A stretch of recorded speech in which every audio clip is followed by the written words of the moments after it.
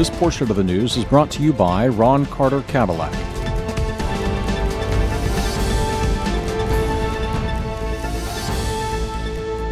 Hello, you're watching NTV Houston. This is Sarah Chauhan. Houston में corona virus के कितने cases हैं और वहीं president Donald Trump press briefing में क्यों नाराज हो गए और नाराज होकर प्रेस ब्रीफिंग क्यों छोड़ के गए, ये आपको बताएंगे। उसके साथ ही साथ Indian prime minister Narendra Modi ने कोरोना वायरस क्राइसिस के बीच में कितने बिलियन डॉलर पैकेज का ऐलान किया है, ये सभी खबरें डिटेल से देखेंगे। लेकिन पहले नजर हेडलाइंस पर।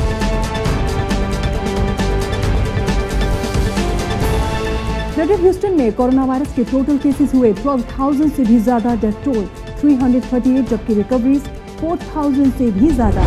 प्रेसिडेंट डोनाल्ड ट्रंप की फिर जर्नलिस्ट के साथ हुई बहस, प्रेस कॉन्फ्रेंस बीच में ही छोड़कर गए। यूनाइटेड स्टेट्स में नए कोरोना वायरस पेशेंट्स और डेथ टोल में दूसरे दिन भी कमी, वहीं टोटल डेथ टोल हुए 82,000 से ज्यादा। रशिया के एक हॉस्पिटल में आग लगने से 5 कोरोना वायरस पेशेंट्स की दर्दनाक मौत, 150 लोगों को हॉस्पिटल से इवैक्यूएट किया गया। कोरोना क्राइसिस के बीच Indian prime minister Narendra Modi ने इकोनॉमी को बूस्ट करने के लिए $260 बिलियन के बड़े इकोनॉमिक पैकेज का किया ऐलान। मई 18 से लॉकडाउन का फेज 4 होगा शुरू। और वर्ल्ड वाइड कोरोना वायरस के केसेस 4.2 मिलियन के पार, जबकि डेथ टोल 289,000 से भी ज्यादा। और अब न्यूज डिटेल से देखते हैं और बात सबसे पहले ग्रेटर ह्यूस्टन एरिया की करते हैं। आपको बता दें, यहाँ पर कोरोना वायरस के केसेस लगातार इंक्रीज हो रहे हैं।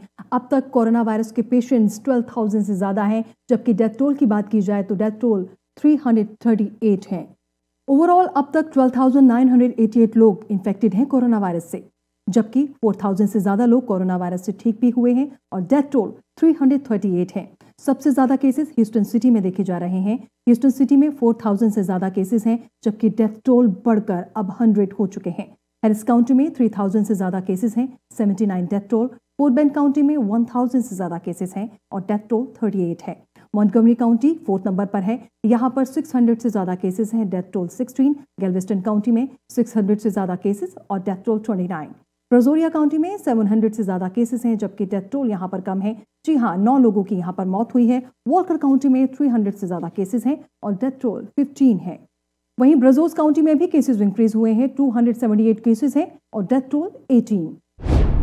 और अब important news. Last week president Donald Trump के वेले और वाइस प्रेसिडेंट माइक पेंस के प्रेस सेक्रेटरी का कोरोना टेस्ट पॉजिटिव आया था, जिसके बाद व्हाइट हाउस में प्रेसिडेंट डोनाल्ड ट्रंप की हेल्थ का ख्याल रखने के लिए स्टाफ मेंबर पर फर्दर स्टेप्स उठाने के लिए प्रेशर लगातार बढ़ता जा रहा है। वहीं दूसरी तरफ प्रेसिडेंट डोनाल्ड ट्रंप का कहना है कि ये सिचुएशन नॉर्मल है, कोरोना वायरस कभी भी किसी को भी हो सकता है। प्रेसिडेंट डोनाल्ड ट्रंप ने कहा कि एक पर्सन का टेस्ट अगर पॉजिटिव आया है तो उसके कांटेक्ट में रहने वाले 3 दूसरे लोगों के रिजल्ट नेगेटिव आए हैं। प्रेसिडेंट डोनाल्ड ट्रंप ने कहा कि कोरोना एक छुपा दुश्मन है, ये किसी को भी हो सकता है। जब प्रेसिडेंट डोनाल्ड ट्रंप से माइक पेंस के बारे में सवाल किया गया तो उन्होंने कहा कि जब से वाइस प्रेसिडेंट का कोरोना वायरस का टेस्ट पॉजिटिव आया है वो उनसे नहीं मिले हैं। प्रेसिडेंट डोनाल्ड ट्रंप ने और क्या कुछ कहा, सुनिए। I don't think the system broke down at all. One person tested positive, surprisingly, because the previous day tested negative, and 3 people that were in contact, relative contact, who I believe they've all tested totally negative, but they are going to, for a period of time, self-isolate, so that's not breaking down. It can happen. It's the hidden enemy. Remember that. It's the hidden enemy. So things happen, but the 3 tested negative. The one who tested positive will be fine. Well, I think, we have a lot of people in the White House, and we had one. Basically, we had one person. So we had a lot of people that work here. This building is shocking if you looked at the numbers, and it's also tremendous numbers of people coming in. Normally, you wouldn't do that. But because we're running a country, we want to keep our country running. So we have a lot of people coming in and out. Many of those people, most of those people are tested depending on what portion of the Oval Office area they're going in. Everybody coming into the president's office gets tested. And I felt no vulnerability whatsoever, John. But the 2 people, as I said, and 3 people they have been tested and it's negative, and they'll be probably out of quarantine very quickly. First of all, the job he's done on task force, the job he's done, frankly, as the Vice President of the United States has been outstanding. And he's a warrior, too, just like doctors and nurses. I mean, he is working so hard, and he's coming into contact with a lot of people. But again, he tested negative, so we have to understand that. But he comes into contact with a lot of people. It's something probably during this quarantine period we'll probably talk about. I have not seen him since then, but I would say that he and I will be talking about that. Yeah. और वहीं press briefing में president Donald Trump female journalist के सवाल पर एक बार फिर से नाराज हो गए। दरअसल मंडे को कोरोना वायरस प्रेस ब्रीफिंग के दौरान एक एशियाई अमेरिकी रिपोर्टर के साथ उनकी बहस हुई और वो प्रेस ब्रीफिंग बीच में ही छोड़कर चले गए। दरअसल प्रेस ब्रीफिंग में रिपोर्टर वेजिया जियांग ने प्रेसिडेंट ट्रंप से पूछा कि वो इस बात पर जोर क्यों दे रहे हैं कि वायरस की टेस्टिंग के मामले में अमेरिका दूसरे देशों के मुकाबले बेहतर है। जियांग ने यह भी पूछा कि इतना इंपॉर्टेंट क्यों है। इस पर प्रेसिडेंट डोनाल्ड ट्रंप का क्या जवाब था, देखिए। Said many times that the U.S. is doing far better than any other country when it comes to testing. Yes. Why is this a global competition to you if every day Americans are still losing their lives and we're still seeing more cases every day? Well, they're losing their lives everywhere in the world, and maybe that's a question you should ask China. Don't ask me, ask China that question, okay? When you ask them that question, you may get a very unusual answer. Yes, behind you, please. Sir, why are you saying that to me specifically?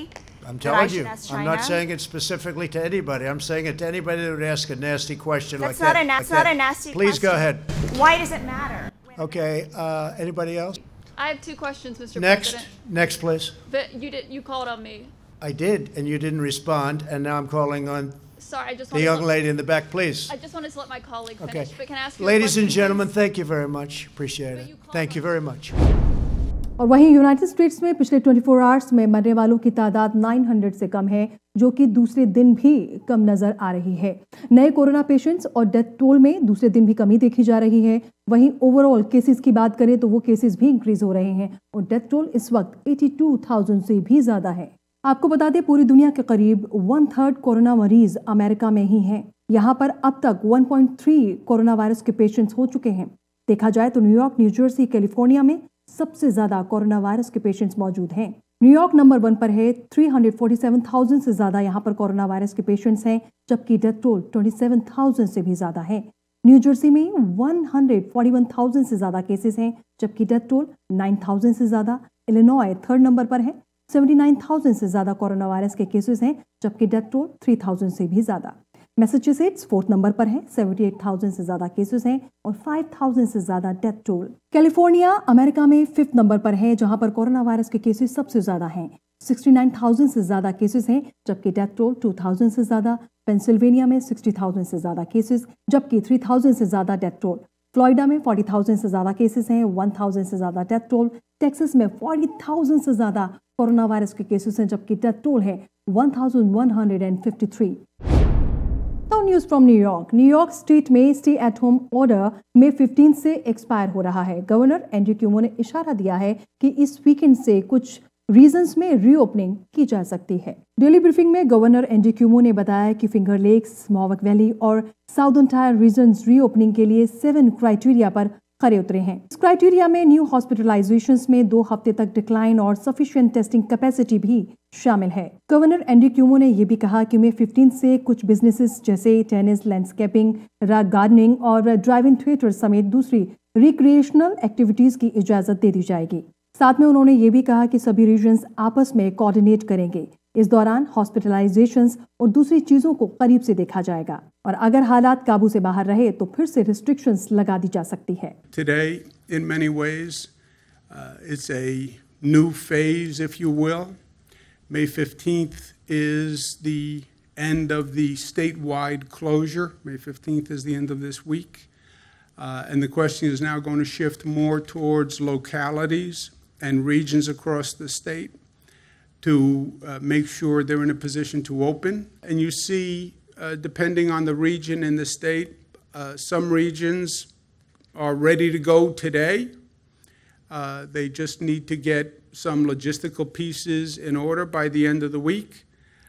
Some places are very close, central New York, just 1 or 2 criteria that haven't been met yet. We'll also open certain businesses statewide, which are low risk, landscaping, gardening, low risk recreational activities like tennis, drive-in movie theaters.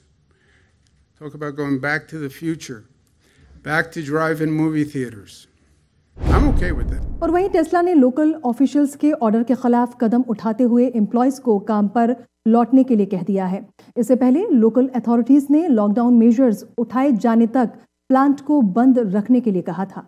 Tesla की तरफ से employees को भेजी गई email में California governor के order का हवाला दिया गया। ऑर्डर में मैन्युफैक्चरर्स को ऑपरेशंस रिज्यूम करने की इजाजत दे दी गई है। टेस्ला ने एम्प्लॉयज को बताया कि उनकी सेफ्टी के लिए एक डिटेल प्लान इंप्लीमेंट किया जाएगा। साथ ही उन्होंने ये भी कहा कि जो एम्प्लॉयज रेगुलर नहीं हैं, उनका स्टेटस भी रिस्टोर कर दिया जाएगा। वर्ल्ड वाइड कोरोना वायरस के केसेस किस तरीके से इंक्रीज हो रहे हैं, ये भी आपको बताते हैं। अब तक 4.2 मिलियन से ज्यादा कोविड-19 के केसेस हैं, जबकि डेथ टोल 289,000 से भी ज्यादा। दुनिया भर की तमाम कंट्रीज में किस तरीके से केसेस इंक्रीज हो रहे हैं, ये भी देखिए आप। कोरोना वायरस के मामले में अमेरिका नंबर 1 पर है। 1.3 मिलियन से ज्यादा केसेस हैं, जबकि 2,000 से ज्यादा एक्टिव केसेस हैं और इसी के साथ डेथ टोल 82,000 से भी ज्यादा। सेकंड नंबर पर स्पेन है, यहाँ पर 269,000 से ज्यादा केसेस हैं, जबकि डेथ टोल 26,000 से ज्यादा। रशिया थर्ड नंबर पर है, 232,000 से ज्यादा केसेस और डेथ टोल 2,000 से ज्यादा। वहीं यूके फोर्थ नंबर पर है, 226,000 से ज्यादा केसेस हैं और डेथ टोल 32,000 से भी ज्यादा। इटली फिफ्थ नंबर पर है, 219,000 से ज्यादा केसेस हैं और डेथ टोल 30,000 से ज्यादा हो चुके हैं। ब्राजील 6 नंबर पर है, 170,000 से ज्यादा केसेस हैं और जबकि 11,000 से ज्यादा डेथ टोल है और इसी के साथ एक्टिव केसेस 800 से भी ज्यादा हैं यहाँ पर। वहीं टर्की में 139,000 से ज्यादा केसेस हैं और डेथ टोल 3,000 से भी ज्यादा। और बात अगर इंडिया की करें तो इंडिया में लॉकडाउन है, लेकिन बावजूद इसके यहाँ पर कोरोना वायरस के केसेस लगातार इंक्रीज हो रहे हैं। अब तक 72,000 से ज्यादा केसेस हैं और डेथ टोल 2,000 से भी ज्यादा और इसी के साथ 2,000 से ज्यादा यहाँ पर कोरोना वायरस के एक्टिव केसेस हैं। Now news from Russia. Russia के एक हॉस्पिटल में आग लगने से 5 कोरोना वायरस पेशेंट्स की मौत हो गई। आग लगने से हॉस्पिटल में अफरा तफरी का माहौल देखने को मिला। इसके साथ ही साथ आपको बता दें कि 150 लोगों को हॉस्पिटल से इवैक्यूएट भी किया गया। बताया जा रहा है कि पीटर्सबर्ग में लोकेटेड एक हॉस्पिटल के इंटेंसिव केयर यूनिट में आग लगी थी। हालांकि आईसीयू में आग लगने से 5 लोगों की मौत हो चुकी है, लेकिन ऑफिशियल डेटा अभी रिलीज नहीं किया गया है। बताया जा रहा है कि वेंटिलेटर ओवरलोडेड होने की वजह से मशीन में अचानक से आग लग गई, जिसकी वजह से देखते ही देखते ये आग पूरे हॉस्पिटल में फैल गई। वहीं आपको बता दें कि इसी तरह से सैटरडे को मॉस्को के एक हॉस्पिटल में आग लगने से एक शख्स की जान चली गई थी। और अब न्यूज ब्रिटेन से। British prime minister Boris Johnson के स्टेटमेंट के बाद लंदन में लोगों ने काम पर लौटना शुरू कर दिया है। British prime minister Boris Johnson के बयान के बाद अब लोग अपने घरों से बाहर निकल रहे हैं। लंदन की सड़कों पर गाड़ियों की लंबी लाइन देखी जा सकती है और वहीं ट्रेन स्टेशन पर भी पैसेंजर सोशल डिस्टेंसिंग मेंटेन रखते हुए बड़ी तादाद में नजर आए। वहीं मंडे को ब्रिटिश गवर्नमेंट की तरफ से 51 पेज डॉक्यूमेंट पब्लिश किया गया, जिसका टाइटल था the UK governments covid recovery strategy. वहीं इस डॉक्यूमेंट में सेक्टर बाय सेक्टर एम्प्लॉयज और वर्कर्स के बारे में गाइडेंस भी दी गई है। प्लान में बिजनेसेस रीओपन करने के लिए एक stage undertaking, public transport avoid करने के हवाले से एडवाइस और मास्क पहनने के साथ साथ ज्यादातर इंटरनेशनल अराइवल्स के लिए 14 डे क्वारंटीन जैसी सजेशंस शामिल हैं। न्यूज फ्रांस से। फ्रांस में लॉकडाउन खत्म होते ही कोविड-19 टेस्टिंग बढ़ाने का काम शुरू कर दिया गया है। फ्रांस में 8 वीक्स बाद लॉकडाउन खत्म कर दिया गया है, जिसके बाद नॉन एसेंशियल शॉप्स, फैक्ट्रीज और दूसरे बिजनेसेस खोल दिए गए हैं। लेकिन वहीं सिचुएशन से निपटने के लिए मास टेस्टिंग बहुत जरूरी है। और वहीं prime minister Edward Philippe announce कर चुके हैं कि मई 11 से हर हफ्ते 700,000 से ज्यादा टेस्टिंग की जाएगी। इस बारे में पेरिस के ब्रजेस हॉस्पिटल में 2 नई मशीन डिस्प्ले की गई हैं, जो एक ही दिन में 40,000 टेस्ट करने की कैपेबिलिटी रखती हैं। सिंगापुर में कुछ रिस्ट्रिक्शन खत्म किए जाने के बाद हेयर ड्रेसर्स ने अपना काम शुरू कर दिया है, लेकिन कोरोना वायरस के केसेस को देखते हुए पार्शियल लॉकडाउन जून 1 तक जारी रहेगा। कोरोना वायरस की वजह से सिंगापुर में काफी वक्त से रिस्ट्रिक्शंस जारी रखे गए, लेकिन अब रिस्ट्रिक्शंस में ढील दी जा रही है, जिसके बाद हेयर ड्रेसर्स ने अपना काम शुरू कर दिया है। लेकिन जिस तरीके से कोरोना वायरस के केसेस अभी भी हैं, उसको देखते हुए पार्शियली लॉकडाउन जून 1 तक जारी रहेगा। सिंगापुर में कुछ हेयर ड्रेसर्स की शॉप्स के बाहर लोग क्यू में नजर आए, लेकिन बावजूद इसके कुछ ही लोगों को एंट्री दी गई। गाइडलाइन के मुताबिक एक वक्त में सिर्फ 6 कस्टमर्स ही दाखिल हो सकते हैं। हर कस्टमर को एंटर होने से पहले अपना रजिस्ट्रेशन करवाना होगा और साथ ही साथ बॉडी टेम्परेचर भी उनका चेक किया जाएगा। और वहीं सिंगापुर में हेयर ड्रेसर्स के अलावा लॉन्ड्री सर्विसेज, पेट सप्लाईज बेचने वाली शॉप्स और कुछ और बिजनेसेस रीओपन करने की इजाजत दे दी गई है।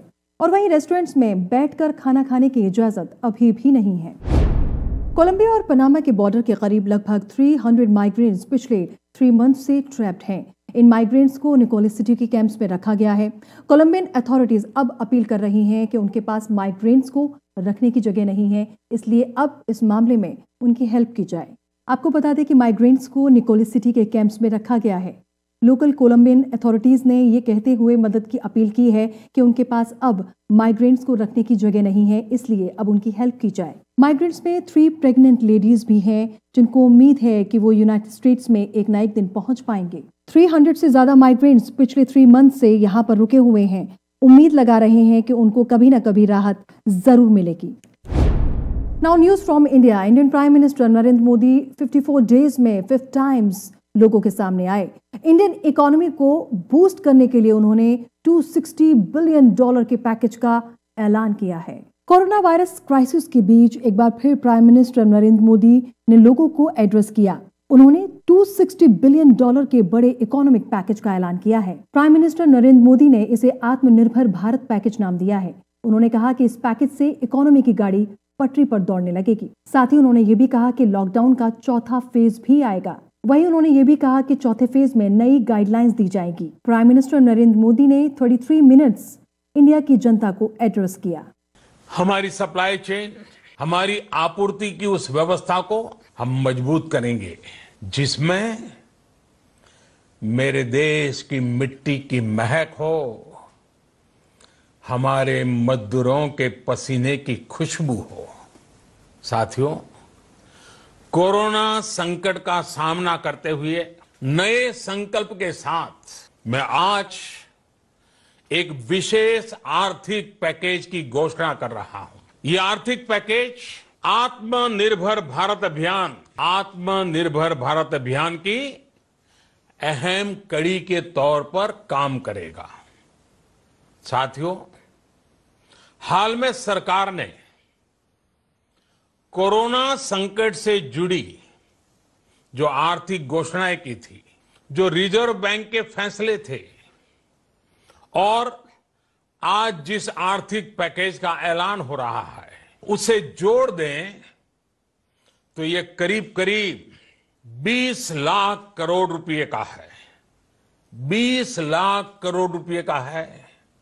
ये पैकेज भारत की जीडीपी का करीब करीब 10% है।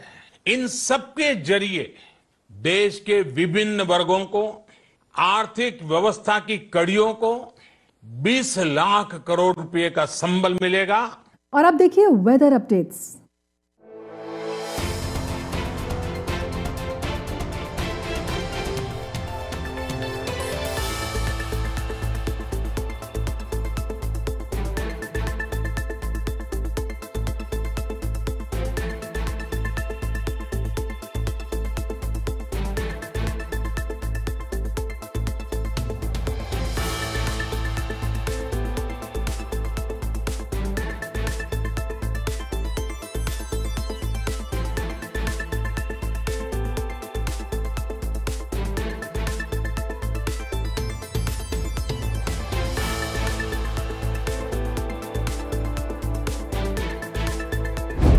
और जाते जाते देखिए फील गुड न्यूज। स्पेन की citizen 113 years old Maria Branyas corona virus को मात देकर अब पूरी तरीके से ठीक हो चुकी हैं। उन्हें अप्रैल में कोरोना वायरस को लेकर एडमिट किया गया था। वो कोरोना वायरस से पॉजिटिव आई थी, लेकिन ट्रीटमेंट में उन्होंने तेजी से रिकवरी की और आखिरकार 113 years old Maria corona virus को हराकर वापस लौटी। That's all for now. This is Sara Chauhan signing off. Stay tuned with NTV Houston।